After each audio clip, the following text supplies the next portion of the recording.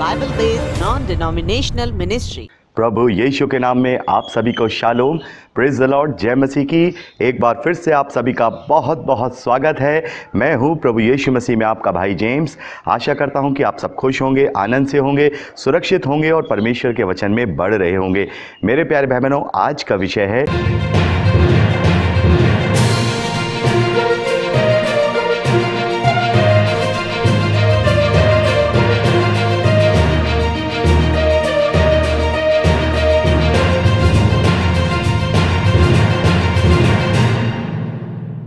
मेरे प्यारे भाई बहनों, आज का विषय है कि प्रभु यीशु मसीह का पुनरुत्थान किस दिन हुआ है। क्या प्रभु यीशु मसीह तीसरे दिन जी उठा है? क्या प्रभु यीशु मसीह 3 दिन के बाद जी उठा है? क्या प्रभु यीशु मसीह 3 दिन और 3 रात के बाद उठा है? मेरे प्यारे भाई बहनों, अक्सर यह सवाल मसीही विश्वासियों के बीच में आता है और बहुत सारे ऐसे मसीह विरोधी हैं जो इसे बहुत ही पुरजोर तरीके से मसीही विश्वासियों से पूछते हैं और वो कहते हैं कि 3 जगह अलग अलग बातें लिखी हैं। एक जगह लिखा है मत्ती के सुसमाचार 12वें अध्याय 40वें वचन के अनुसार कि प्रभु यीशु मसीह 3 दिन और 3 रात पृथ्वी के गर्भ में रहेगा। मरकुस के सुसमाचार के अनुसार वहां लिखा है कि वो 3 दिन बाद जी उठेगा और मत्ती और लूका में प्रभु यीशु मसीह ने अपने विषय में भविष्यवाणी की है कि वो तीसरे दिन जी उठेगा। तो आखिर प्रभु यीशु मसीह किस दिन जी उठे हैं? तीसरे दिन, 3 दिन के बाद, या फिर 3 दिन 3 रात के बाद? आज हम इसके विषय में बहुत ही अच्छे से विस्तार से पवित्र शास्त्र के द्वारा अध्ययन करेंगे और उन लोगों को भी जवाब देंगे जो लोग इन बातों को समझ नहीं पाते हैं।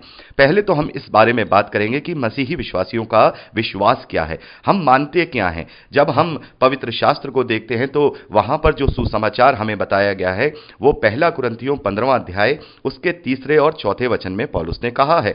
वहां पर पौलुस लिखते हैं, इस कारण मैंने सबसे पहले तुम्हें वही बात पहुंचा दी जो मुझे पहुंची थी कि पवित्र शास्त्र के वचन के अनुसार प्रभु यीशु मसीह हमारे पापों के लिए मर गया और गाड़ा गया और पवित्र शास्त्र के अनुसार तीसरे दिन जी भी उठा। तो यहां पर जो हमें सुसमाचार सुनाया जाता है और जिस पर हम विश्वास करते हैं वो ये है कि प्रभु यीशु मसीह तीसरे दिन जी उठा है। तो मसीही विश्वासी विश्वास करते हैं कि प्रभु यीशु मसीह तीसरे दिन जी उठा है। यानी प्रभु यीशु मसीह क्रूस पर कब चढ़ाए गए? शुक्रवार के दिन, और लगभग 3 बजे प्रभु यीशु मसीह ने अपने प्राण त्यागे। तो इस प्रकार से पहला दिन और दूसरा दिन शुक्रवार और तीसरा दिन रविवार का है जिसकी सुबह प्रभु यीशु मसीह का पुनरुत्थान हुआ है। मेरे प्यारे भाई बहनों, जैसा कि मैं आपको एक उदाहरण देना चाहूंगा, यदि मैं आज दिल्ली जाता हूं और आज ही वापस लौट करके आ जाता हूं तो मैं ये कहूंगा कि मैं आज गया था और मैं आज वापस आ गया। अगर मान लीजिए आज मैं दिल्ली जाता हूं और दूसरे दिन मैं वापस लौट के आता हूं, यानी अगर मैं शुक्रवार को जाता हूं और शनिवार को वापस लौट आता हूं, तो मैं ये कहूंगा कि मैं दूसरे दिन वापस गया। मैं इस शुक्रवार को गया और अगले दिन दूसरे दिन मैं वहां से वापस आ गया। यदि मैं रविवार को वापस आऊंगा तो मैं कहूंगा कि मैं शुक्रवार को गया था और तीसरे दिन मैं वापस आ गया। तो इस प्रकार से पहला दिन वो होता है जब हम कोई एक्ट करते हैं, दूसरा उसके अगले दिन को दिन कहा जाता है और तीसरा दिन उसके दूसरे दिन को कहा जाता है। तो मेरे प्यारे भाई बहनों, हमारा विश्वास ये है कि हम ये विश्वास करते हैं कि प्रभु यीशु मसीह तीसरे दिन जी उठा है। मत्ती के सुसमाचार उसके 16वें अध्याय उसके 21वें और 22वें वचन में जब हम पढ़ते हैं तो वहां प्रभु यीशु मसीह ने अपने जी उठने की भविष्यवाणी की है। वहां पर प्रभु यीशु मसीह कहते हैं कि अवश्य है कि मैं बहुत दुख उठाऊं और मार डाला जाऊं और तीसरे दिन जी उठूं। और इसी बात को प्रभु यीशु मसीह ने फिर से 17वें अध्याय में दोहराया है कि वे उसे मार डालेंगे और वे तीसरे दिन जी उठेगा। और तीसरी बार प्रभु यीशु मसीह ने इस बात को 20वें अध्याय उसके 19वें वचन में एक बार फिर से वहां दोहराया है कि वे उसको क्रूस पर चढ़ाए और वह तीसरे दिन जलाया जाएगा।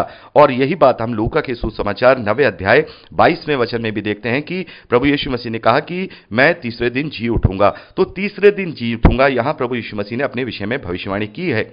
और मेरे प्यारे भाई बहनों, जब हम मरकुस का सुसमाचार उसका 15वां अध्याय उसके 42वें वचन को पढ़ते हैं तो यहां लिखा है, जब शाम हो गई तो इसलिए कि तैयारी का दिन था जो शब्द के 1 दिन पहले होता है। यहां पर हम क्या देखते हैं कि जब प्रभु यीशु मसीह को क्रूस पर चढ़ाया गया तो शाम होने वाली है और वो दिन वो है जो शब्द के 1 दिन पहले होता है, जिसे तैयारी का दिन कहा जाता है। मेरे प्यारे भाई बहनों, इजरायली कल्चर में, यहूदी कल्चर में हम शुक्रवार को तैयारी का दिन कहते हैं और शनिवार को हम शब्द का दिन यानी 7वां दिन कहते हैं और रविवार को शब्द के बाद सप्ताह का पहला दिन दिन कहते हैं। तो यहां पर हम देखते हैं कि मरकुस के सुसमाचार में ही यह साबित हो रहा है कि शाम को उस दिन जब तैयारी का दिन था, यानी कि वो फ्राइडे का दिन था। और यहां पर हम देखते हैं 16वें अध्याय पहले वचन को मरकुस के सुसमाचार में ही, जब शब्द का दिन बीत गया, यानी कि सैटरडे का दिन जब बीत गया, तो मरियम मगदलीनी और याकूब की माता मरियम और सलोमी ने सुगंधित वस्तुएं मोल ली कि आकर उस पर मलें। सप्ताह के पहले दिन, यहां पर अब सप्ताह का पहले दिन यानी कि सैटरडे का दिन बीत गया और संडे सप्ताह का पहले दिन होता है, यानी कि रविवार की सुबह वो वहां पर आई और वहां पर वो देखती हैं कि प्रभु यीशु मसीह का पुनरुत्थान हो चुका है। तो मरकुस के सुसमाचार के अनुसार भी, जहां पर हम 8वें अध्याय 31वें वचन में पढ़ते हैं कि वहां लिखा है कि वो 3 दिन बाद जी उठेगा, तो इस सुसमाचार के अनुसार, जो कि एक ही व्यक्ति ने लिखा है, वहां पर लिखा है कि मैं 3 दिन बाद जी उठूंगा। और यहां पर वो पूरा जो विस्तार से बता रहे हैं कि शुक्रवार को वो क्रूस पर चढ़े और शुक्रवार की दोपहर शाम को 3 बजे उन्होंने प्राण त्यागे और सप्त का दिन पूरा खाली रहा, यानी सैटरडे का दिन खाली रहा। उसके बाद रविवार की सुबह वो जी उठे हैं। तो मरकुस के सुसमाचार के अनुसार भी अगर हम देखें, भले ही अभी हम 8वें अध्याय 31वें वचन को भी हम डिस्क्राइब करेंगे कि वहां पर 3 दिन बाद क्यों लिखा है, इसको भी हम डिस्क्राइब करेंगे और इसको भी हम डिस्क्राइब करेंगे कि 3 दिन और 3 रात जो योना भविष्यद्वक्ता के विषय में प्रभु यीशु मसीह ने कंपैरिजन किया है, वो भी हम आगे अभी पूरा डिस्क्राइब करेंगे। पहले हम अपने विश्वास की बात कर रहे हैं। तो मरकुस के सुसमाचार के अनुसार भी हम देख रहे हैं कि प्रभु यीशु मसीह फ्राइडे की शाम को क्रूस पर अपने प्राण त्यागते हैं और रविवार की सुबह उनका पुनरुत्थान होता है, यानी कि तीसरे दिन वो जी उठते हैं। तो मसीही विश्वासियों का यह विश्वास है कि प्रभु यीशु मसीह तीसरे दिन जी उठे हैं, ना कि 3 दिन के बाद, ना ही 3 दिन 3 रात के बाद। अब बात करते हैं कि मरकुस के सुसमाचार 8वें अध्याय 31वें वचन में वहां लिखा है, तब वह उन्हें सिखाने लगा कि मनुष्य के पुत्र के लिए अवश्य है कि वो बहुत दुख उठाए और पुरनइये और प्रधान याजक और शास्त्री उसे तुच्छ समझकर मार डालें और वह 3 दिन के बाद जी उठे। यहां लिखा है 3 दिन के बाद जी उठे। तो मेरे प्यारे भाई बहनों, यदि 3 दिन के बाद प्रभु यीशु मसीह जी उठेंगे तो इस प्रकार से तो प्रभु यीशु मसीह मंगलवार है उसकी सुबह जी उठने चाहिए, क्योंकि 3 दिन के बीतने के बाद, यानी शनिवार, रविवार और सोमवार का दिन बीतने के बाद मंगलवार की सुबह प्रभु यीशु मसीह का पुनरुत्थान होना चाहिए था। तो यहां पर यह क्यों लिखा है? मेरे प्यारे भाई बहनों, इसके विषय में जानने के लिए हमें इनकी ओरिजिनल भाषा यानी कि ग्रीक भाषा में इनका अध्ययन करना होगा। मत्ती रचित सुसमाचार और लूका रचित सुसमाचार को और मरकुस रचित सुसमाचार को जब हम ग्रीक भाषा में कंपेयर करते हैं तो मत्ती और लूका में जो शब्द हैं वो लिखे हैं काई टी ट्राइट। काई टी ट्राइट इसका मतलब होता है और तीसरे दिन, और तीसरे दिन। और मरकुस के सुसमाचार में लिखा है काई मेटा ट्राइस, यानी इसका मतलब होता है और मेटा मतलब बीतने के बाद, 3 दिन बीतने के बाद।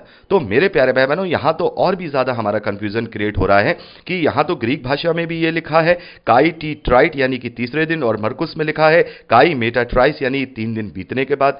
तो मेरे प्यारे भाई बहनों, जैसा कि हम जानते हैं कि पुरानी भाषाओं के अंदर बहुत ज्यादा शब्द नहीं हुआ करते थे और धीरे धीरे सारे शब्द आगे चल के बने हैं। और हम जब इंग्लिश की भाषा को देखें, अगर हम इंग्लिश की भाषा में देखें तो एक शब्द है लास्ट। लास्ट शब्द को हम कितनी जगह इस्तेमाल करते हैं? लास्ट शब्द को हम, जैसे मान लीजिए, हम आखिरी के लिए भी इस्तेमाल करते हैं, पिछले के लिए भी इस्तेमाल करते हैं और अंतिम के लिए भी इस्तेमाल करते हैं। यानी कि हम ये कहें कि ये अंतिम रोटी थी तो हम बोलेंगे लास्ट ब्रेड। तो अगर हम कहेंगे ये पिछला रविवार है तो इंग्लिश में बोलेंगे हम लास्ट संडे। तो क्या वो अंतिम संडे था? तो मेरे प्यारे भाई बहनों, इसी प्रकार से हर एक शब्द के अलग अलग मतलब होते हैं और अलग अलग तरीके से वो वहां पर प्रचलित होते हैं। आज के परिवेश में अगर हम इन शब्दों को देखें तो ये जो मरकुस के सुसमाचार में मेटा शब्द आया है, जिसका मतलब होता है पीछे, बीते या फिर बीतने के बाद, तो इस शब्द के और भी मतलब होते हैं। और सबसे बड़ा जो मतलब हम देखते हैं जो उस समय में लगाया जाता था वो था 7, यानी कि 7, जिसे अब अगर हम इंग्लिश में बोलेंगे कि विद करके वहां पर बोलेंगे कि he rose with third day, with third day, यानी कि इसका मतलब भी तीसरे दिन ही होता है। मेटा का मतलब होता है साथ में, तीसरे दिन में, तीसरे दिन में मतलब तीसरे दिन में और बाद, ये दोनों शब्दों के लिए मेटा का शब्द ग्रीक भाषा में इस्तेमाल होता है। मेरे प्यारे भाई बहनों, यदि प्रभु यीशु मसीह 3 दिन बीतने के बाद अगर उनका पुनरुत्थान होता तो फिर मरकुस जो ये सुसमाचार लिख रहे हैं तो फिर वो सारा वर्णन उसी हिसाब से करते। तो मरकुस को पता है कि मैं क्या लिख रहा हूं, मरकुस को यह पता है कि मैं जो लिख रहा हूं उसका मतलब है कि तीसरे दिन में, in the third day with the third day, ये मेटा का शब्द होता है। लेकिन हम जो ट्रांसलेशन करने वाले हैं वो वैसे कि वैसे जो न्यू ग्रीक ट्रांसलेशन है, जो न्यू ग्रीक वर्ड हैं, उनके हिसाब से ट्रांसलेट करते हैं, जिसकी वजह से ये कंफ्यूजन आ जाता है। लेकिन यहां पर एक ही बात है, यहां पर अब जब हम इसे सही मायने में ट्रांसलेशन के साथ पढ़ेंगे मरकुस का सुसमाचार 8वां अध्याय 31वें वचन को, तो वहां पर यह लिखा है, शास्त्री उसे तुच्छ समझकर मार डालें और वो 3 दिन में जी उठे, 3 दिन के साथ जी उठे। 3 दिन बाद नहीं, मेटा का जो शब्द है वो बाद भी होता है, बीते भी होता है और में भी होता है और साथ भी होता है।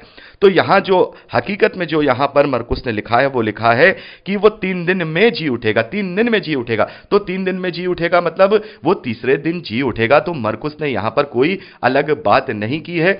हम मत्ती के सुसमाचार से लेकर के प्रेरितों के कार्य और हम जो पत्रियां हैं जब उनका अध्ययन करते हैं तो वहां पर एक ही बात जो है सामने आती है और वही सुसमाचार है जिस पर हम विश्वास करते हैं कि प्रभु यीशु मसीह तीसरे दिन जी उठा है।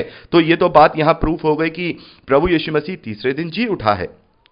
मेरे प्यारे भाई बहनों, अब बात करते हैं कि जो प्रभु यीशु मसीह ने मत्ती के सुसमाचार में उसके 12वें अध्याय 40वें वचन में अपना कंपैरिजन योना भविष्यद्वक्ता के साथ किया है। प्रभु वहां कहते हैं कि जैसे योना भविष्यद्वक्ता उस जल जंतु के पेट में 3 रात दिन रहा, वैसे ही मनुष्य का पुत्र धरती के भीतर 3 दिन रात रहेगा।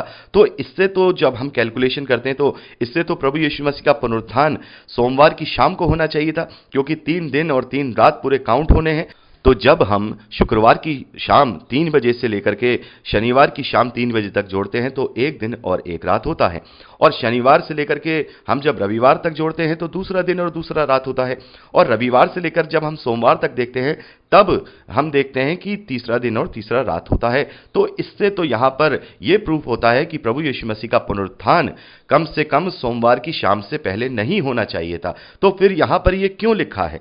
मेरे प्यारे भाई बहनों, किसी भी बात को समझने के लिए हमें यह समझना होगा कि जिस भाषा में यह भविष्यवाणी लिखी गई है या जिस भाषा में यह बात लिखी गई है उसका आम बोलचाल में क्या मतलब बनता है।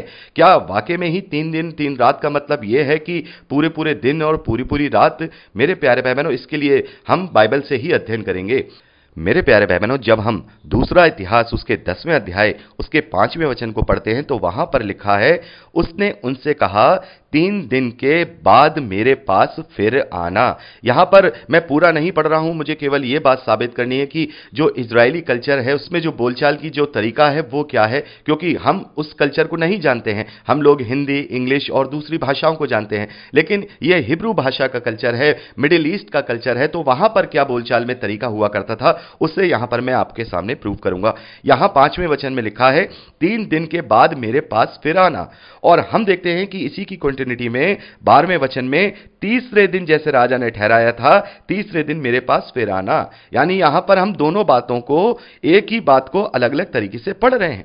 यहां पर लिखा है कि 3 दिन के बाद आना, और उसी बात को यहां 12वें वचन में लिखा है कि तीसरे दिन मेरे पास आना। तो इससे यहां यह पता चलता है कि हिब्रू कल्चर में, इजरायली कल्चर में 3 दिन बाद का मतलब तीसरे दिन होता है। एक और उदाहरण मैं आपको देना चाहूंगा, एस्तर की पुस्तक उसका 4था अध्याय उसके 15वें और 16वें वचन में और 5वें अध्याय पहले वचन में यहां पर लिखा है, तू जाकर शूशन के सब यहूदियों को इकट्ठा कर और तुम सब मिलकर मेरे लिए उपवास करो, 3 दिन रात ना कुछ खाओ और ना कुछ पियो। मैं भी अपनी सहेलियों सहित उसी रीति से उपवास करूंगी। तो यहां पर जो एस्तर है वो क्या कह रही हैं कि 3 दिन रात कुछ ना खाओ और कुछ ना पियो। और हम देखते हैं कि 5वें अध्याय पहले वचन में तीसरे दिन एस्तर अपने राजकीय वस्त्र पहनकर राजभवन के भीतर आंगन में जाकर राजभवन के सामने खड़ी हो गई। तो यहां पर हम क्या देख रहे हैं? 3 दिन बीतने के बाद नहीं, बल्कि तीसरे दिन। तो यहां पर जो बात हो रही है 3 दिन के बाद या 3 रात दिन, ये एक ही बात होती है जिसका मतलब हिब्रू कल्चर में तीसरे दिन का होता है। तो यहां पर जो योना नबी के विषय में कहा जा रहा है कि वो 3 रात दिन रहा है, तो इसका मतलब ये नहीं है कि पूरे पूरे 24 घंटे एक रात एक दिन और फिर 24 घंटे एक रात एक दिन और फिर 24 घंटे एक रात एक दिन। नहीं, इसका मतलब यह है कि एक दिन से शुरू होकर के तीसरे दिन तक। मेरे प्यारे भाई बहनों, हिब्रू कल्चर में जब हम देखते हैं, जैसा मैं आपको एक उदाहरण देना चाहूंगा, आज हम इस आधुनिक युग में जब समय की गणना करते हैं तो कैसे करते हैं। जैसे मान लीजिए कि आज शुक्रवार है और शुक्रवार को रात को 12 बजे तक शुक्रवार रहेगा और रात को 12:01 पर शनिवार लग जाएगा, यानी कि हमारा जो दिन, अगला दिन जो लगता है आधुनिक युग में, वो रात के 12 बजे लगता है। लेकिन जो हिब्रू कल्चर है, हिब्रू कल्चर में जो दिन दूसरा लगता है वो बिल्कुल सूरज ढलते ही लग जाता है, यानी कि जैसे ही सूरज ढला वैसे ही अगला दिन लग गया। मान लीजिए आज शुक्रवार है और 7:01 पर पूरा सूरज ढल गया, वैसे ही 7:02 पर अब शनिवार लग जाएगा, यानी कि पहले शाम और फिर बाद में सुबह होती है। यह इसलिए होता है क्योंकि जब हम उत्पत्ति की पुस्तक पढ़ते हैं तो वहां पर पढ़ते हैं कि पहले अंधेरा था, फिर परमेश्वर ने अंधेरे में उजियाले को उत्पन्न किया, और वहां भी हम यही पढ़ते हैं उत्पत्ति की पुस्तक में कि सांझ हुई फिर भोर हुआ और इस प्रकार से एक दिन हो गया। तो हिब्रू कल्चर में जो दिन की शुरुआत है वो शाम से होती है।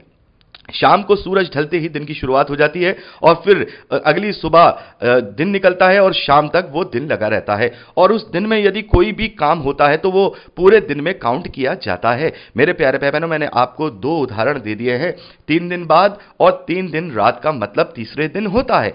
तो यहां पर जब प्रभु यीशु मसीह शुक्रवार वाले दिन शाम को 3 बजे जब उन्होंने प्राण छोड़े हैं, तो इस प्रकार से वो शुक्रवार का दिन इंक्लूड हो जाएगा, क्योंकि अभी तक सूरज डूबा नहीं है, और सूरज डूबते ही शनिवार का दिन लग जाएगा, सप्त का दिन लग जाएगा, और जैसे ही शनिवार की शाम को सूरज डूबेगा वैसे ही रविवार का दिन लग जाएगा।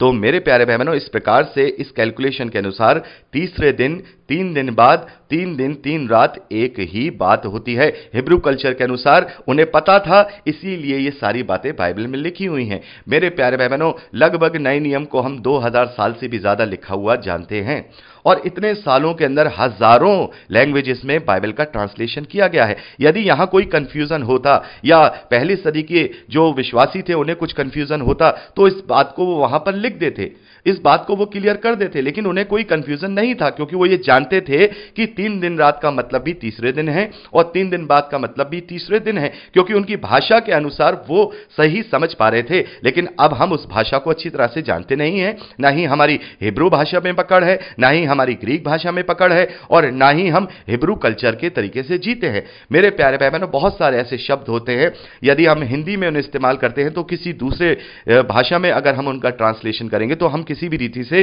सही ट्रांसलेशन या सही एक्सप्लेनेशन नहीं दे पाएंगे।